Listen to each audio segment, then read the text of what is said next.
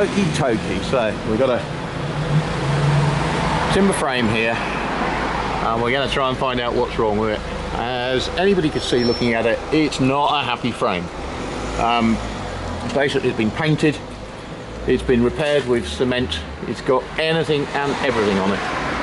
This beam is not a beam, it's just cement. And I've done a little bit of tapping around and you can see that there's just half exposed timber with cement in it. Great big chunks of cement. You look up, you can see that it's moving. And what I'm just in the process of doing here is really getting violent and trying to open up some of the frame. And what I actually done is taken something off the front, and you can see how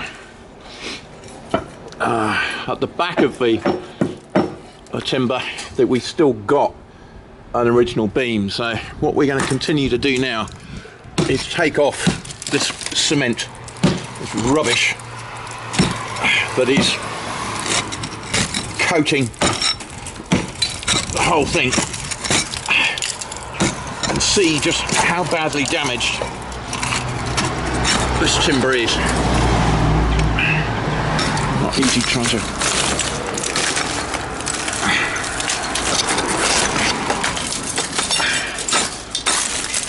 there we go.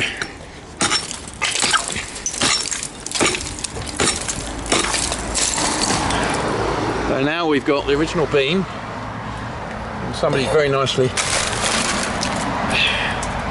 filled it with cement, put bits of paper into it, but you can actually see now that the beam is not completely broken through. So that's the back of the joint. You can see where that's actually there. That's the back of that joint. There's the original peg hole. That's the back of that joint. And then these uprights, we've actually got part of the tenon there. That's the front of the tenon with a peg hole in it. So it's not as bad as I thought it was going to be. And I think that this is going to be faceable. We can probably do a big face patch on this. What we'll now do is we'll have a look at the rest of it. I think we'll just expose it and see just how badly damaged it is. I don't think the cement is really in any way structural.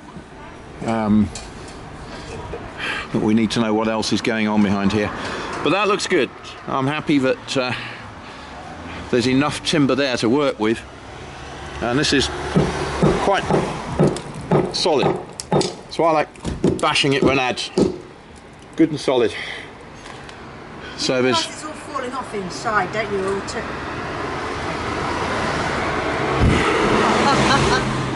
do you like it? Drink?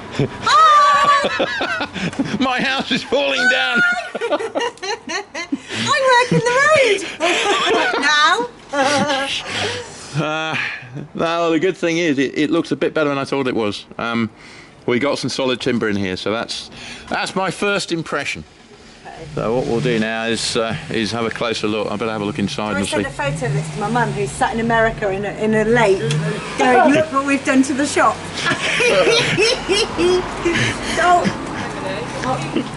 It's all falling down, is it? I would say that is worse than what we're here. Just getting back to this, we've got an interesting observation in that if you look at this, we'll see the back of a joint, and that is from a piece of wood going up into it that way. And if you look at this end, you'll see there's another one going up and another one going up. So we've got one there, we got one there, another one up there that we've exposed. So what you're looking at is probably a close spaced, framed with uprights right the way along, and at some point, probably Georgian time, they're quite thin bricks, they're probably 18th century bricks of some sort. I don't know exactly when they were put in.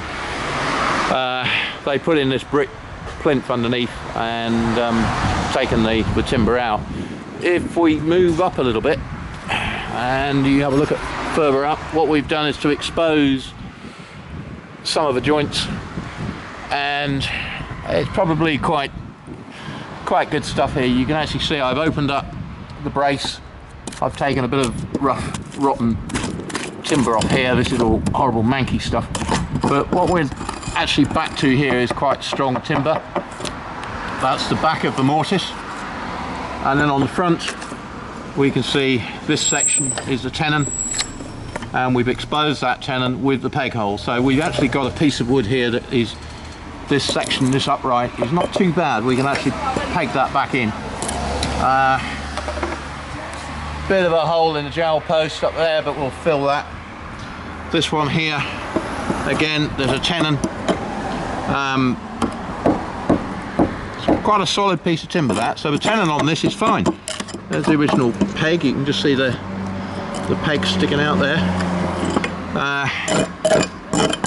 Timber here is not very pretty, so we'll probably face this. And again, another tenon. Oh, that's fine. That tenon is okay. So this piece of timber here doesn't need to come out, and what we can do is we can put a piece of a face patch over here, or probably, because that joint's gone, we'll come right back from the joint and we'll patch over all of this. We'll do a face over it and trap all of these tenons back in and fix them in so that they all get structurally fixed, and then we just got to worry about that mess up there, which I think is going to be a big facing piece bolted through, because we've got beautiful timber inside and we don't want to lose that historic timber inside. A lot of people just rip them out. I don't agree with that, nor does Historic England. They like to see that if there is more than about 25% of the original timber, that it gets kept. And that's what we're going to do here. We're going to try and keep as much original as we can, and just put in facings where we need to. So there you go. That's a bit of a rough repair schedule starting to come together now. We've got an idea of the condition of it. A lot of thick tar and gunk.